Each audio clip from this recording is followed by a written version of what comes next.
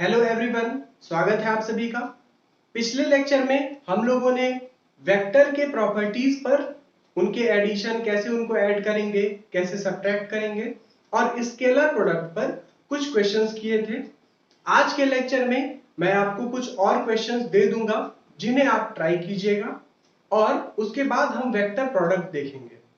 देखिए, अभी तक हम लोगों ने वेक्टर्स क्या होते हैं, स्केलर्स क्या होते हैं, वेक्टर्स कितने तरह के होते हैं, उनकी प्रॉपर्टीज, स्केलर प्रोडक्ट और उस पर कुछ क्वेश्चंस हम लोगों ने कवर कर लिया है। देखिए, वेक्टर में तीन तरह के मल्टीप्लिकेशंस आप देख रहे हैं। एक है आपका multiplication bye a scalar quantity. उसमें क्या होता है, वेक्टर का बस मैग्नीट्यूड उतने टाइम्स बढ़ जाता है। दूसरा आपने देखा स्केलर प्रोडक्ट और आज जो आप देखने वाले हैं वो होगा वेक्टर प्रोडक्ट।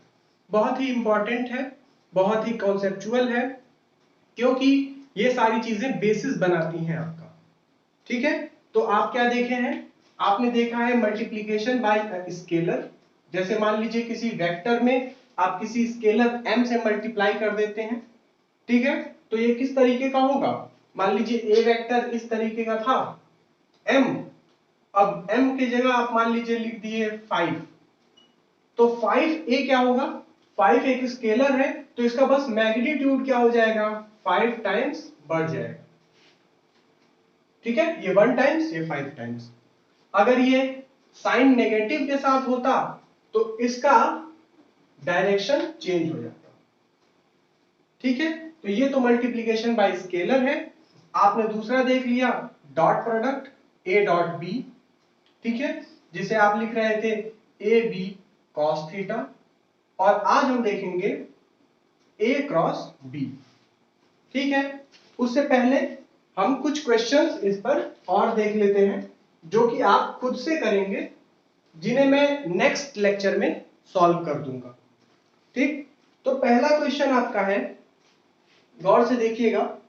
क्वेश्चन आपका है कि एक आपको पेंटागन दिया हुआ है। ठीक है, क्वेश्चन 4 हमने कर लिया था, क्वेश्चन 5 आप लिख दीजिए। क्वेश्चन 5 है कि वी हैव अ पेंटागन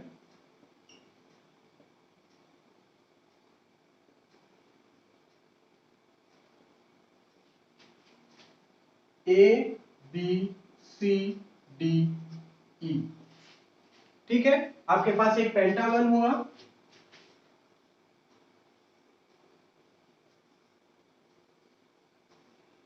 ये है A B C D E. ठीक है, इसमें ये सारे वेक्टर्स इस तरीके से दिए हुए हैं। गौर से वेक्टर्स बना लीजिएगा, ऐसे दिए हुए हैं ये वेक्टर्स। ठीक, वेक्टर्स इसी तरीके से दिए हुए हैं और एक है आपका AC वेक्टर।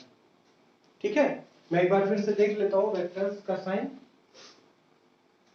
हाँ, तो अब आपको vector AB, AE, BC, DC और ED और AC।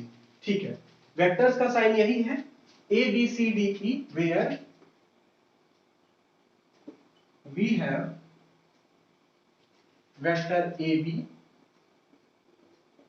BC, AC, AE, ED and DC। ये सारे आपके वेक्टर्स हैं। तो आपको प्रूव करना है, देन प्रूव दैट, आपको क्या प्रूव करना है, आपको प्रूव करना है AB plus BC plus AE plus ED plus DC is equals to 3 times vector AC। यानी इन पांचों वेक्टर्स को, इसको इसको इसको इसको इसको, इन पांचों को आप ऐड करेंगे तो 3 टाइम्स वेक्टर AC आएगा। ठीक है, इसे ट्राई कीजिएगा, क्वेश्चन आसान है, वेक्टर की प्रॉपर्टीज पर ही है। ठीक, नेक्स्ट जो आपका क्वेश्चन है, क्वेश्चन नंबर 6।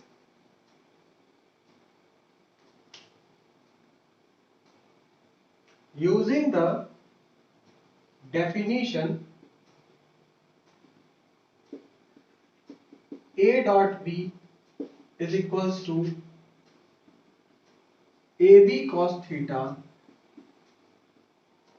Prove that, आपको प्रूव करना है vector A dot vector B plus C is equals to A dot B plus A dot C। यानी कौन सी प्रॉपर्टी है ये आपकी डिस्ट्रीब्यूटिव प्रॉपर्टी है। ठीक है, आपको इसको प्रूव करना है, बहुत आसान है। एक और क्वेश्चन है, क्वेश्चन लिख लीजिएगा, फाइंड द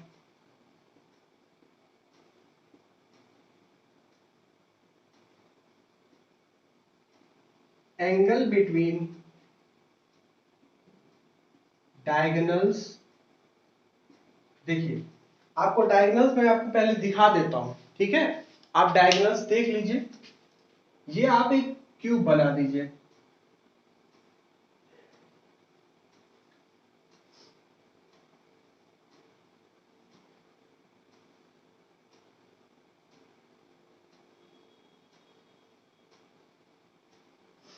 और इस क्यूब में ये x कर दीजिए, ये y कर दीजिए, ये z कर दीजिए। O A B C D E F और G। ठीक है, आपने एक क्यूब बना दिया, O A B C D E F G एक क्यूब बना दिया है। सारे का लेंथ यूनिट मान लीजिए। तो आप सबसे पहले इनके कोऑर्डिनेट्स निकाल लेंगे, आपको कोऑर्डिनेट्स मिल जाएंगे। क्या होंगे कोऑर्डिनेट्स? जैसे इसका कोऑर्डिनेट होगा 1 0 0, ठीक है। उसी तरह ई का कोऑर्डिनेट क्या होगा? 1 1 1, ठीक है। कोऑर्डिनेट्स आप निकाल लेंगे। कोऑर्डिनेट्स निकालने के बाद आप डायगोनल्स चूज करेंगे। एक डायगोनल जो होगा वो देखिए OD एक डायगोनल होगा, ठीक है। OD एक डायगोनल होगा, ये फेसियल डायगोनल है, फेस पे डायगोनल बना है। और OB एक डायगोनल होगा, OB। तो आपको OD और OB के बीच में एंगल निकालना होगा, ठीक है। तो diagonals OD and OB of a cube, ठीक है, इसे आप बोल देंगे फेस डायगोनल्स, ठीक है। Also find angle between. अब देखिए एक बॉडी डायगोनल भी इसमें आएगा। बॉडी डायगोनल कैसा होगा? आप O से E को मिलाइए तो ये क्यूब को बॉडी, पूरे बॉडी के थ्रू कट करके निकलेगा, तो इसे बॉडी डायगोनल आप कहेंगे।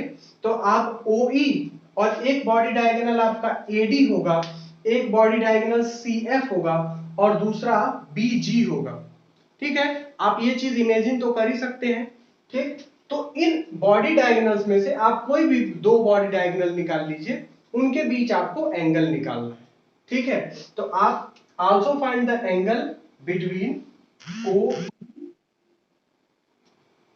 एंड OE और BG, ठीक है। आप OE और BG के बीच एंगल निकाल लीजिए, ठीक है। तो इन क्वेश्चंस को आप नोट कर लीजिए और नोट करने के बाद मैं इसे मिटाता हूं, फिर हम शुरू करते हैं वेक्टर प्रोडक्ट।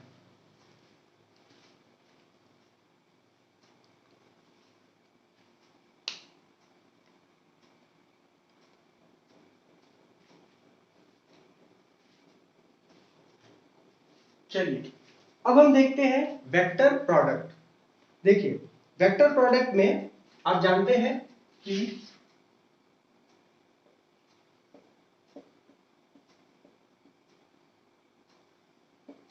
जब आप डॉट प्रोडक्ट करते हैं तो A डॉट B करने पर जो रिजल्ट आता है वो एक स्केलर होता है। A का मैग्नीट्यूड, B का मैग्नीट्यूड और cos थीटा भी एक स्केलर क्वांटिटी, A और B भी एक स्केलर क्वांटिटी है, ठीक है। तो इस तरीके से दो वेक्टर्स का डॉट प्रोडक्ट आपको एक स्केलर क्वांटिटी देता है। जबकि जब आप क्रॉस प्रोडक्ट करते हैं, दो वेक्टर्स का क्रॉस प्रोडक्ट करते हैं, तो ये वेक्टर प्रोडक्ट या क्रॉस प्रोडक्ट,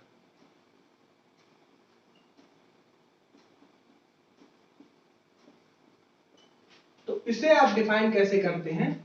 आप करते हैं A cross B is equals to A B sine theta n cap. ठीक है, जहां एन कैप क्या दिखाता है? ये दिखाता है कि A और B का जब हमने क्रॉस प्रोडक्ट लिया तो A का मैग्नीट्यूड, B का मैग्नीट्यूड, A और B के बीच के एंगल का साइन और इस रिजल्टेंट का ये मैग्नीट्यूड है ए बी साइन थीटा।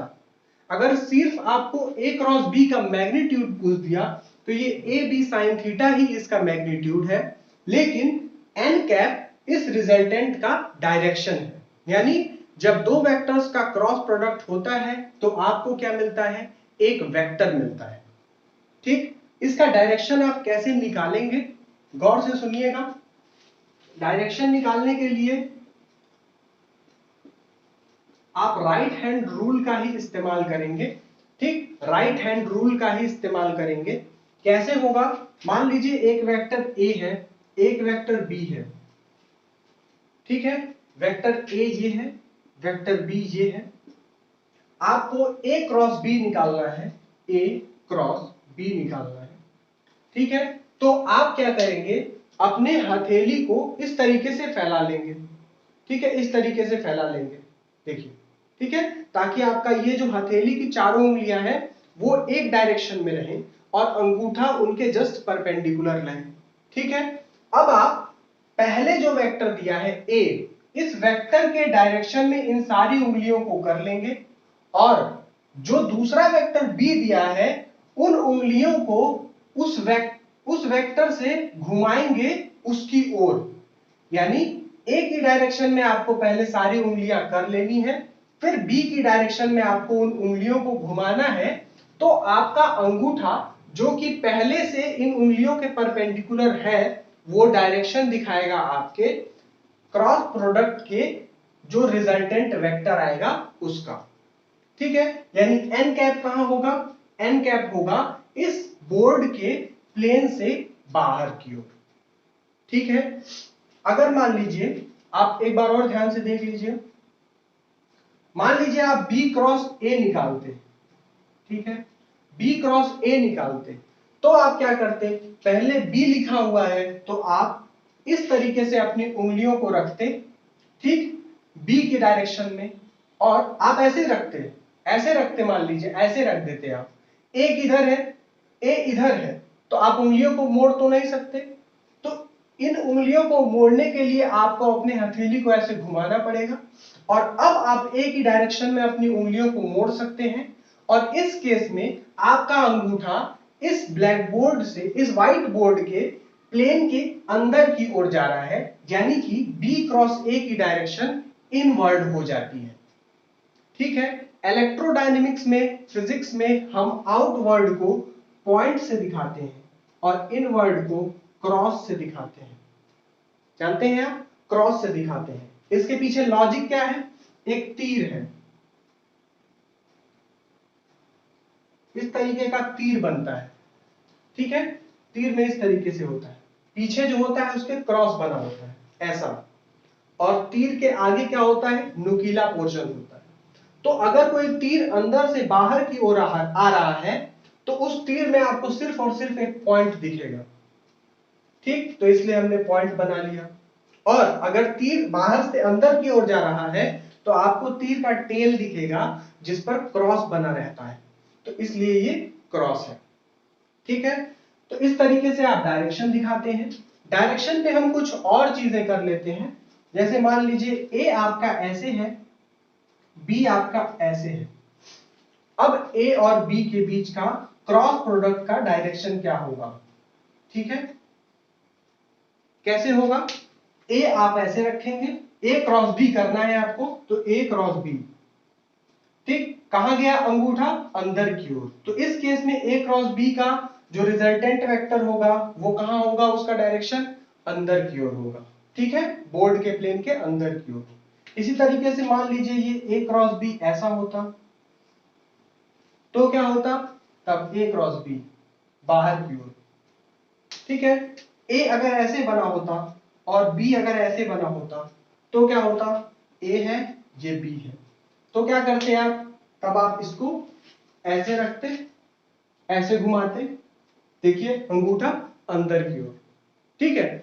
तो हर केस में आप इसका रिजल्टेंट वेक्टर पता कर सकते हैं, ठीक है। खुद से भी वेक्टर्स बनाकर ट्राई कीजिएगा। आप इसको डायरेक्शन ऐसे बता सकते हैं, तो हम इसको लिख सकते हैं right hand palm rule. Right hand palm rule कहते हैं। स्क्रू रूल भी होता है, ठीक है, फ्लेमिंग रूल भी होता है, कई तरह के रूल होते हैं, पर आप सबसे आसान जो है वो है राइट हैंड पाम रूल, ठीक है, राइट हैंड पाम रूल। अब हम वेक्टर प्रोडक्ट में कुछ और चीजें देखते हैं। देखिए डायरेक्शन दिखाने का क्या रहेगा आपका, मान लीजिए एक प्लेन है, ये A है, ये B वेक्टर है, तो A क्रॉस B की डायरेक्शन क्या होगी, इस प्लेन के परपेंडिकुलर, ये n कैप की डायरेक्शन होगी, ठीक। इसकी प्रॉपर्टीज क्या होंगी, प्रॉपर्टीज में पहली प्रॉपर्टी आप लिख लीजिए कि A क्रॉस B जो है वो B क्रॉस A के बराबर नहीं होता है,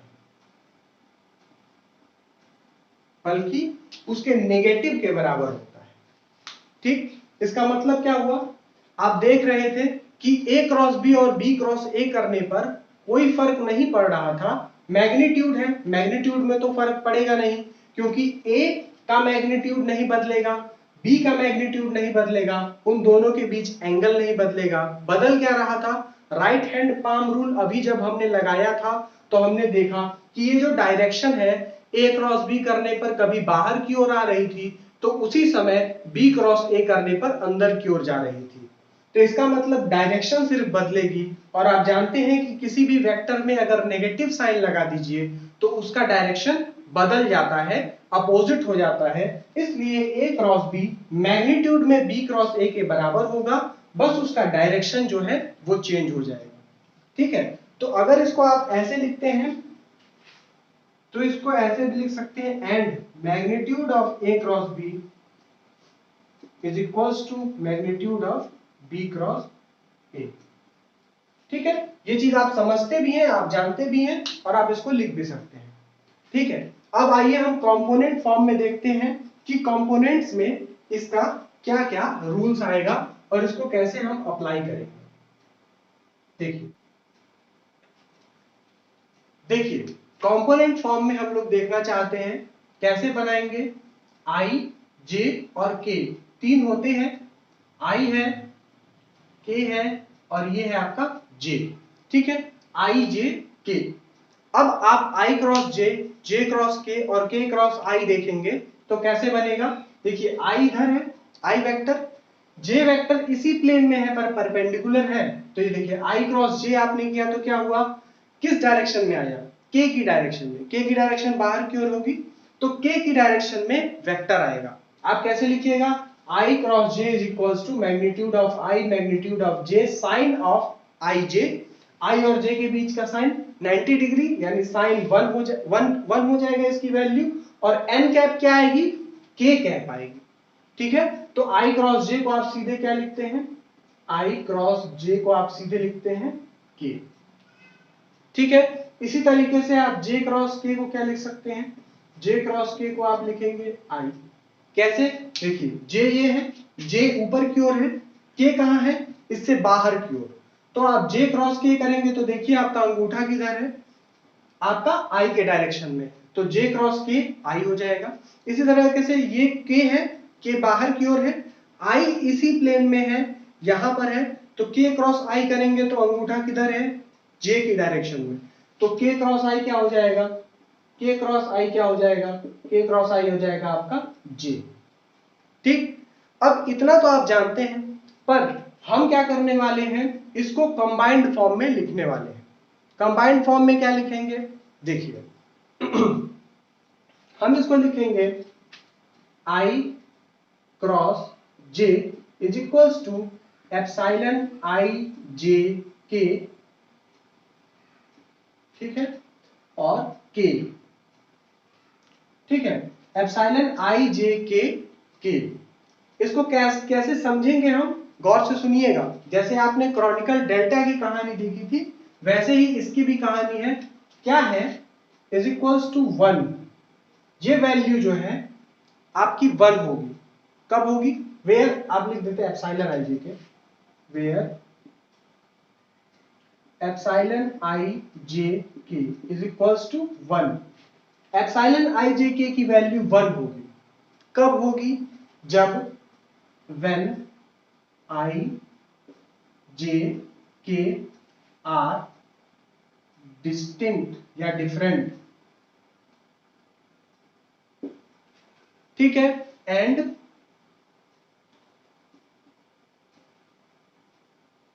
clockwise, ठीक है। क्लॉकवाइज आप कहें या कहें कि आपका सर्कुलर है, साइक्लिक है, ठीक है, क्लॉकवाइज नहीं, साइक्लिक आप कहेंगे इसको, साइक्लिक है, ठीक। आपकी यही वैल्यू -1 होगी अगर आई जे के तो डिफरेंट हो,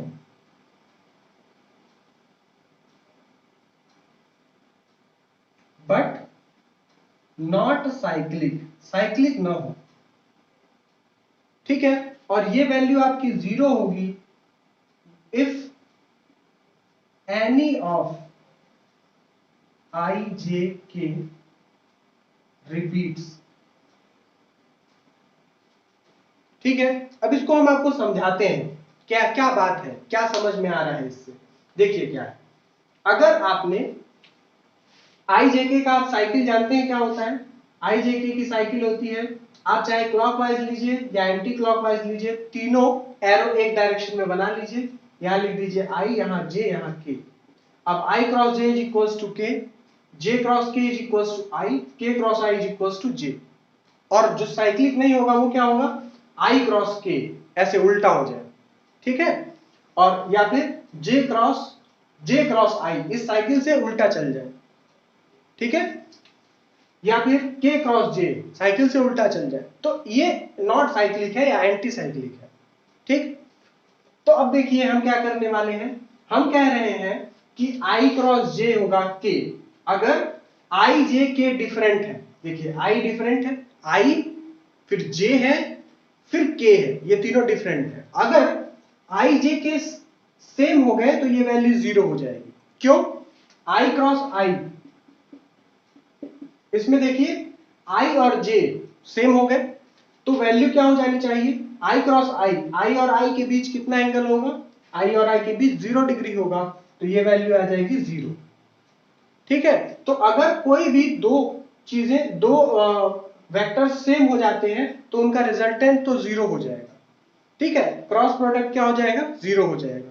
यही बात इसमें यहां लिखा है, इफ एनी ऑफ आई जे के रिपीट्स, ठीक है। या मान लीजिए यहां पर क्या बोलते हैं, K cross I is equals to J, ठीक। अभी क्या कह रहे हैं हम, कि हम कर दे रहे हैं के क्रॉस के, तो क्या हो जाएगा, ये 0 हो जाएगा, ठीक है। वही बात ये कह रहा है। और -1 वाली बात क्या कह रहा है, कि अगर के क्रॉस आई जे है तो आई क्रॉस के क्या होगा, आई क्रॉस के होगा माइनस ऑफ के क्रॉस आई, इस रूल से, जिसकी वैल्यू क्या होगी, माइनस ऑफ जे, ठीक है। तो इन सारी चीजों को आप एक इक्वेशन में समेटे हैं, इसको इस पूरे कंक्लूजन को आपने एक इक्वेशन में समेट दिया है, ठीक है। तो इसको लिखने का तरीका है, इसलिए मैंने आपको इंक्लूड कर दिया, बाकी ये सारी चीजें आप ऑलरेडी जानते हैं, तो इसे नोट कीजिएगा। हम लोग आगे चलते हैं, कुछ और प्रॉपर्टीज देखते हैं। आइए हम कुछ और प्रॉपर्टीज देखते हैं। देखिए मान लीजिए अगर कंपोनेंट फॉर्म में ए और बी वेक्टर दिया हुआ है, तो आप कैसे लिखेंगे। मान लीजिए वेक्टर ए आपका दिया है ए एक्स आई कैप प्लस ए वाई जे कैप प्लस ए जेड के कैप, बी वेक्टर आपका दिया है बी एक्स आई कैप प्लस बी वाई जे कैप प्लस बी जेड के कैप, तो आप ए क्रॉस बी कैसे निकालेंगे, ठीक है। तो इसके लिए क्या फॉर्मूला है आपका, आई जे के ax ay az bx by bz।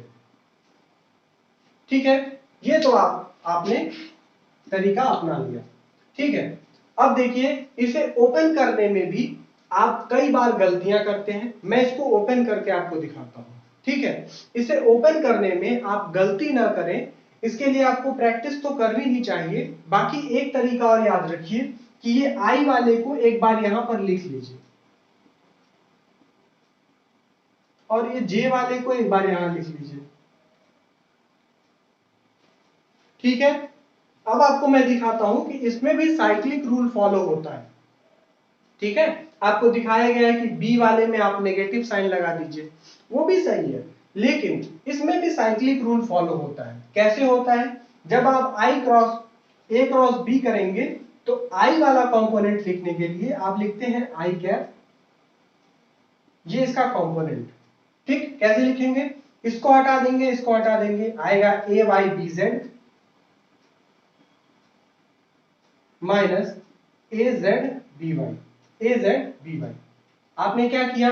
आप पहला एरो ऐसे ले गए, दूसरा एरो ऐसे ले गए।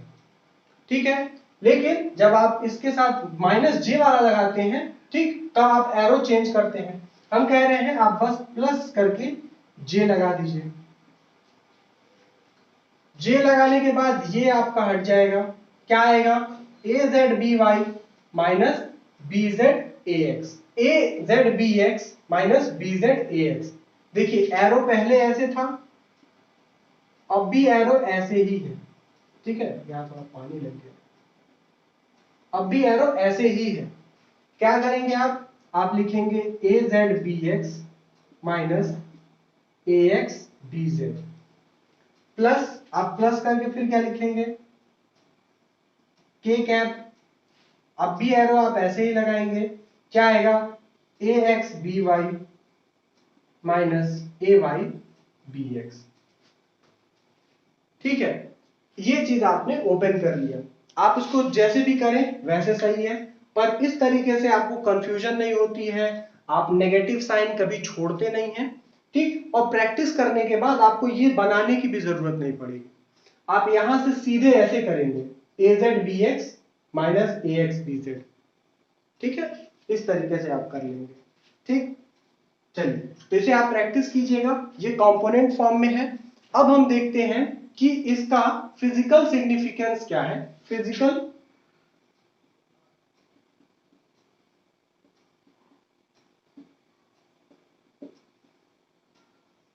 फिजिकल सिग्निफिकेंस क्या है आपके वेक्टर प्रोडक्ट का।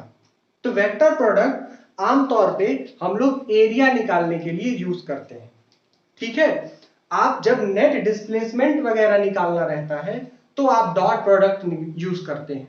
वर्क डन निकालना रहता है, कोई स्केलर क्वांटिटी निकालनी है तो आप डॉट प्रोडक्ट यूज करते हैं। जैसे पोटेंशियल निकालना है, वर्क डन निकालना है, तो आप क्या करते हैं? आप डॉट प्रोडक्ट यूज करते हैं। एरिया निकालने के लिए आप वेक्टर प्रोडक्ट यूज करते हैं।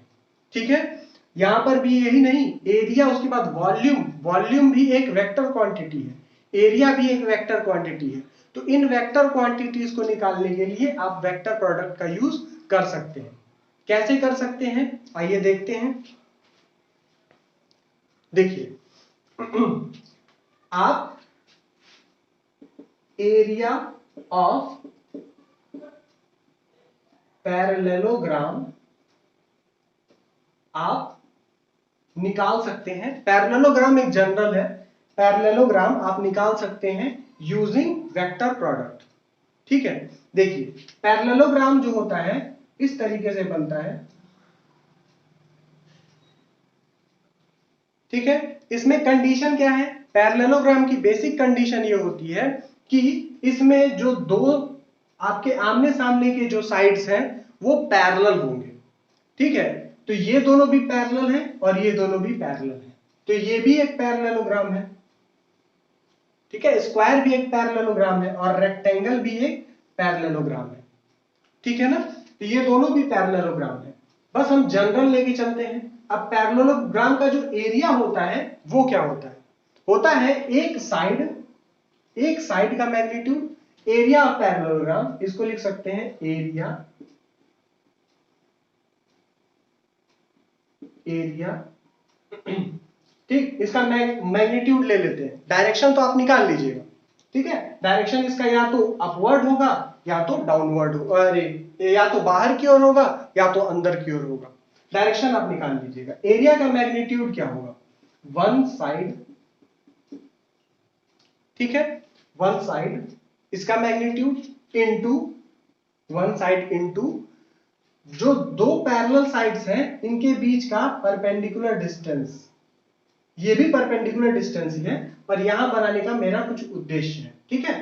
तो इन दोनों साइड्स के बीच का परपेंडिकुलर डिस्टेंस, ठीक। तो मान लीजिए ये जो आपका साइड है ये आपका वेक्टर ए है और ये साइड है वेक्टर बी, ठीक है। इन दोनों के बीच एंगल अगर थीटा है, अगर ये वेक्टर बी है, ये एंगल थीटा है, तो ये चीज क्या हो जाएगी, ये वेक्टर ये हो जाएगी बी साइन थीटा,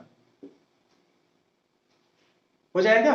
तो ये आपका ए है, ये बी है, तो ये हो जाएगा बी साइन थीटा, ठीक। तो आप जब इसको निकालेंगे तो कहेंगे वन साइड क्या है, पहले पूरा फॉर्मूला लिख देते हैं।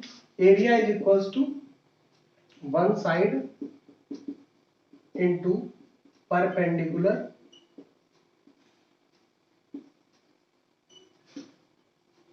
डिस्टेंस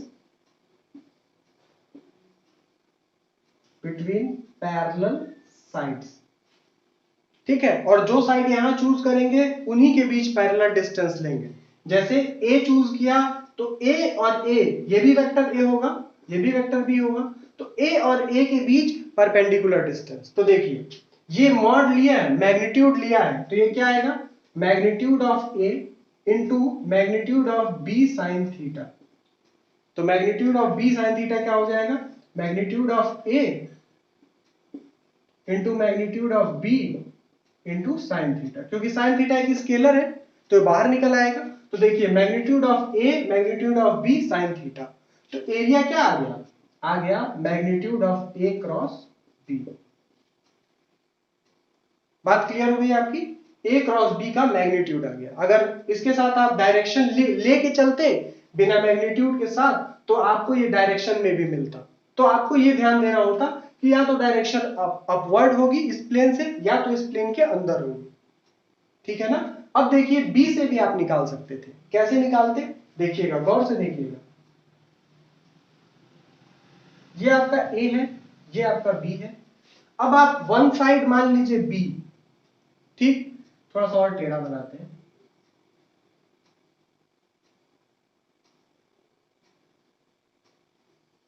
वन साइड मान लीजिए आप बी है, ठीक है। तो अब दोनों के बीच परपेंडिकुलर डिस्टेंस क्या हो जाएगी,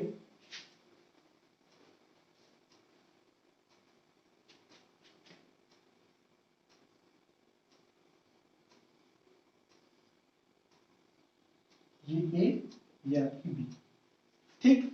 अब आप जब परपेंडिकुलर डिस्टेंस लेंगे, देखिए हो गया। तो एक साइड तो आपकी हो गई बी। अब ये वेक्टर है ए, ये वेक्टर है ए और बी के बीच एंगल है थीटा, ये है ए, ठीक, ये है बी। तो देखिए वन साइड बी, बी और ए के बीच जो एंगल है वो है थीटा, तो ये चीज क्या हो जाएगी, ये हो जाएगी ए साइन थीटा, ठीक। तो जब एरिया में आप रखिएगा वन साइड, तो वन साइड की जगह रखिएगा मैग्नीट्यूड ऑफ बी, और perpendicular distance between parallel sides क्या हो जाएगा, इस बी और इस बी के बीच परपेंडिकुलर डिस्टेंस, तो ये आ जाएगा आपका ए साइन थीटा का मैग्नीट्यूड। तो बी इंटू ए इंटू साइन थीटा आ जाएगा, ठीक है। तो दोनों सेम होता है, तो एरिया ऑफ पैरेललोग्राम आप निकाल सकते हैं यूजिंग वेक्टर प्रोडक्ट, ठीक है। तो यहां पर हम लोग आज की कहानी करते हैं खत्म। वैसे एक चीज और आपको बताते हैं कि अगर आप इसे मिटा देते हैं, ठीक है, अगर आप किसी ट्राइंगल का एरिया निकालना चाहते हैं, किसी ट्राइंगल का एरिया निकालना चाहते हैं, तो भी आप इसकी हेल्प से निकाल सकते हैं। कैसे, कोई भी आप ट्राइंगल ले लें, जैसे मान लीजिए आपने एक ये ट्राइंगल ले लिया, ठीक है। अब यहां पे लिख देते हैं एरिया ऑफ ट्राइंगल, ठीक है, एरिया ऑफ ट्राइंगल। एरिया, आप पैरेललोग्राम का एरिया निकालना जानते हैं। अगर आपको कोई ट्राइंगल दिखता है, देखिए साइड्स इवन नहीं, मतलब सेम नहीं है, ठीक है, तब भी आप इसको एक पैरेललोग्राम बना सकते हैं। जैसे ही आपने इसको एक पैरेललोग्राम बनाया, आप देख रहे हैं कि ये एरिया और ये एरिया सेम है। तो अगर आप एरिया ऑफ ट्राइंगल निकालना चाहते हैं तो आप लिख सकते हैं 1/2 एरिया ऑफ पैरेललोग्राम।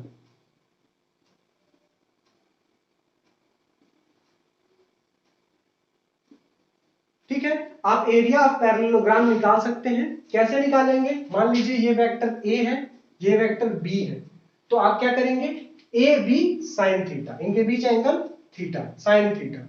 ठीक है, तो ए बी साइन थीटा का आधा कर देंगे तो आपको एरिया ऑफ ट्राइंगल निकल जाएगा। अगर ये वेक्टर सी है, ये वेक्टर ए है, तो भी इन दोनों के कॉम्बिनेशन से आप एक पैरेललोग्राम बना देंगे और उससे भी सेम एरिया आएगा। तो आपको टेंशन लेने की जरूरत नहीं है, कोई भी दो वेक्टर्स दिए हुए हैं तो आप उनसे एरिया निकाल सकते हैं। ठीक, दो वेक्टर्स और उनके बीच एंगल। ठीक है, तो ये चीज आपका एरिया ऑफ ट्राइंगल है। मान लीजिए अगर ये पोजीशन वेक्टर में दिया होता, आपको बता देते हैं, मान लीजिए पोजीशन वेक्टर में दिया होता, इसका पोजीशन वेक्टर, ये पॉइंट ए होता, ये पॉइंट बी होता, ये पॉइंट सी होता, इसका पोजीशन वेक्टर होता वेक्टर ए, इसका पोजीशन वेक्टर बी, तो इसका position vector C. Position vector आप जानते हैं क्या होता है, जब आप किसी रेफरेंस पॉइंट को ले लेते हैं, ओरिजिन को ले लेते हैं और ओरिजिन से किसी पॉइंट को मिलाते हैं, तो वो चीज उसका क्या कहलाता है, पोजीशन वेक्टर। जैसे मान लीजिए ये पॉइंट पी है, तो ओपी क्या कहलाएगा, ओपी पोजीशन वेक्टर कहलाएगा। उसी तरीके से ये क्या बना होगा, यहां पर बना होगा ये ट्राइंगल इस तरीके का। तो इसको मिलाया, इसको मिलाया और इसको मिलाया। ठीक, और ये पॉइंट है ए बी और सी, तो ओ ए पोजीशन वेक्टर ए है, O B position vector B होगा, ओ सी पोजीशन वेक्टर सी होगा। ठीक है ना, तो किसी रेफरेंस पॉइंट के रिस्पेक्ट में आप निकालते हैं तो पोजीशन वेक्टर्स कहलाता है। ठीक है ना, अब आप अगर इसको निकालना चाहते हैं तो आपके लिए जो फॉर्मूला निकल के आता है, उस फॉर्मूले को आप कैसे लिखते हैं, आप लिखिएगा area of triangle is equals to 1/2 A cross B plus B cross C plus C cross A.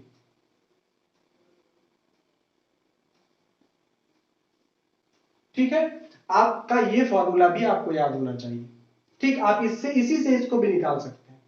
ठीक, अगर ये पॉइंट ए बी सी दिया होता, कोऑर्डिनेट्स में क्या दिया होता, मान लीजिए 1 0 0 0 1 5 5 2 7 इस तरह करके कुछ दिया होता, तो आप क्या निकालते, पहले ए बी वेक्टर निकालते। ए बी वेक्टर कैसा होता, ए बी वेक्टर होता vector B minus vector A. ठीक है, इसके कोऑर्डिनेट्स में से इसके कोऑर्डिनेट्स को आप सब्ट्रैक्ट करते, आई जे के कंपोनेंट लिखते और उसके बाद एरिया का क्या आता formula, 1/2 A B vector cross A C vector. Clear है, A B vector cross A C vector.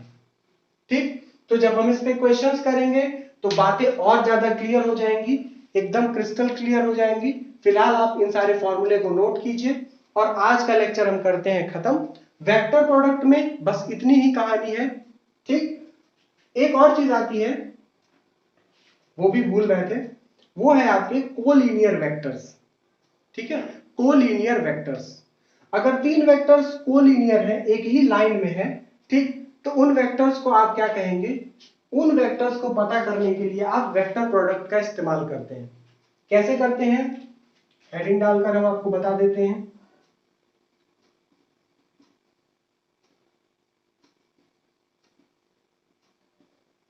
मान लीजिए एक ए है, ये बी है और ये सी है। ठीक, अगर ये ए बी सी है, इन तीनों को आप देख रहे हैं कि ये तीनों एक ही पॉइंट, एक ही लाइन पर है। अगर ये एक ही लाइन पर होंगे तो वेक्टर ए बी और वेक्टर बी सी या वेक्टर ए सी मिलकर कभी भी कोई ट्राइंगल नहीं बना सकते। ठीक है, अगर ये वेक्टर्स कोलिनियर है तो ये कभी भी ट्रायंगल नहीं बना सकते। तो इस केस में इस ट्रायंगल का एरिया क्या आएगा? 0 आएगा। क्लियर बात है? अगर तीन वेक्टर्स कोलिनियर है तो इस ट्रायंगल का एरिया क्या आएगा? 0 आएगा। ठीक है, तो आप इफ 3 वेक्टर्स आर कोलिनियर या 3 पॉइंट्स कर सकते हैं, 3 पॉइंट्स और 2 वेक्टर्स, 3 पॉइंट्स और 2 वेक्टर्स आर कोलिनियर,